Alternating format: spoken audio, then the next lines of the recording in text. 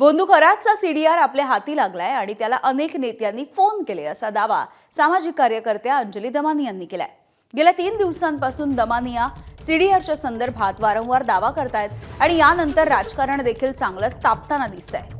अनोळखी व्यक्तीकडून सीडीआरची कॉपी व्हॉट्सअॅपवरती मिळाली असा दावा पहिल्या दिवशी दमानी यांनी केला। या सीडीआरमध्ये चाकणकर, उपमुख्यमंत्री शिंदे, सुनील तटकरे, आशिष शेलार आणि चंद्रकांत पाटील यांनी खरातला कॉल केल्याची माहिती हाती आल्याचं दमानी यांनी म्हटलंय। यावरती शिंदेंच्या शिवसेनेसह ठाकरेंच्या शिवसेनेच्या नेत्यांनी देखील अंजली दमानिया यांच्यावरती निशाणा साधला। यानंतर दुसऱ्या दिवशी दमानियांनी या सीडीआरच्या संदर्भात आणखी एक दावा केलाय।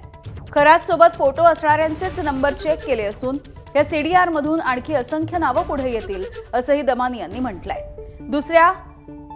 दुसऱ्या दिवशी त्यांनी हे म्हटलं। दरम्यान आज सलग तिसऱ्या दिवशी देखील दमानी यांनी याच सीडीआरच्या संदर्भात एक महत्त्वाची माहिती दिली आहे। सीडीआरच्या विश्लेषणासाठी आपण क्लॉड या सॉफ्टवेअरचा वापर केल्याचं दमानी यांनी सांगितलंय।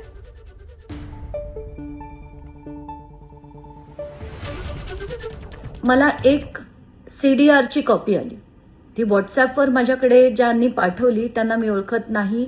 रुपाली चाकणकर यांचे एकूण 177 कॉल्स हे अशोक खरातांना झाले। एकनाथ शिंदे यांचे तब्बल 17 कॉल्स हे अशोक खरातांना नॉर्मल सेलफोनवरनं झाले होते।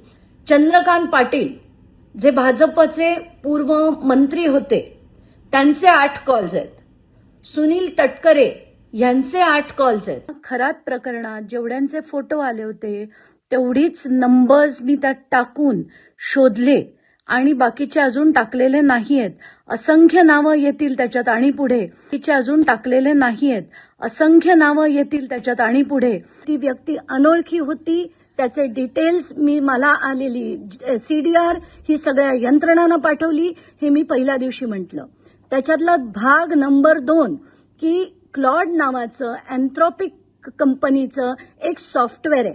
आता हजारो नंबरमधनं एकनाथ शिंदे, मिलिंद नार्वेकर, शेलार, चंद्रकांत पाटील यांचे नंबर शोधणं खूप कठीण आहे, कारण ती हजारो नंबर्स आहेत।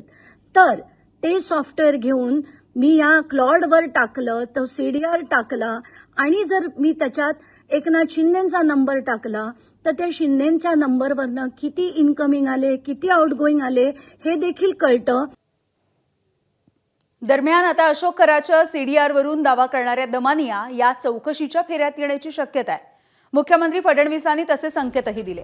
खरात आणि उपमुख्यमंत्री शिंदे यांच्यामध्ये 17 फोन कॉल झाले असा दावा दमानी यांनी केला होता आणि यावरून आक्रमक झालेल्या शिवसेनेच्या नेत्यांनी दमानी यांच्या हाती आलेल्या सीडीआरच्या संदर्भातच आता शंका उपस्थित केली आहे। तसंच याची चौकशी करण्याची मागणी केली आहे। दुसरीकडे गोपनीय सीडीआर लीक झाल्याच्या प्रकरणी राज्य सरकार चौकशी करणार असल्याचं मुख्यमंत्री फडणवीसांनी जाहीर केलं। त्यामुळे आता या सीडीआरची चौकशी होणार आहे। यामध्ये दमानी यांना देखील चौकशीसाठी बोलावलं जाणार का हे बघणं महत्त्वाचं ठरणार आहे।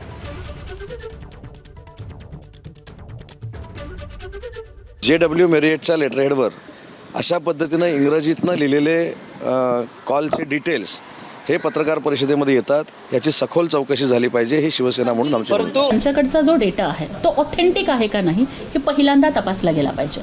जे आम्ही माध्यमांच्या मधून बातम्या बघितल्या तिथं कुठेतरी हातानं लिहिलेले ते नंबर आणि आकडे वगैरे आहेत, तर मला वाटतं की मग एवढा कॉन्फिडेन्शियल डेटा हा अंजली दमानी यांच्याकडे येतो कुठून याची चौकशी झाली पाहिजे। मला तर वाटतं की तुम्ही सगळ्यांनी अंजली दमानी यांना विचारलं पाहिजे की तुमच्याकडे एवढी कॉन्फिडेन्शियल बातमी कुठून येते।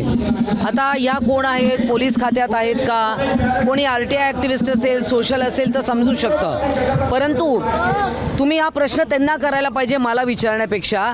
कदाचित त्यात चांगलं उत्तर देऊ शकतील। पहिली गोष्ट तर अशी आहे की अशा प्रकारचा सीडीआर हा प्राप्त करून घेण्याचा कोणालाही अधिकार नाही। तो फक्त या ठिकाणी जी काही जांच एजन्सी आहे, जे तपास करतायत त्यांनाच तो अधिकार आहे। त्यामुळे असा हा सीडीआर कशा पद्धतीनं लीक झाला, तो कोणी लीक केला, या संदर्भातली चौकशी राज्य सरकार करेल। या अशा प्रकारच्या सेन्सिटिव्ह केसेसमध्ये शेवटी केवळ आरोप प्रत्यारोप करून चालत नाही। ज्यांच्या विरुद्ध सबळ पुरावा असेल त्यांच्या विरुद्ध या ठिकाणी काम होईल। कोण कोणाशी बोललं, कोणी कोणाशी काय केलं, याच्या आधारावर आपली क्रिमिनल जस्टिस सिस्टीम चालत नाही. एबीपी माझा, उघडा डोळे बघा नीट.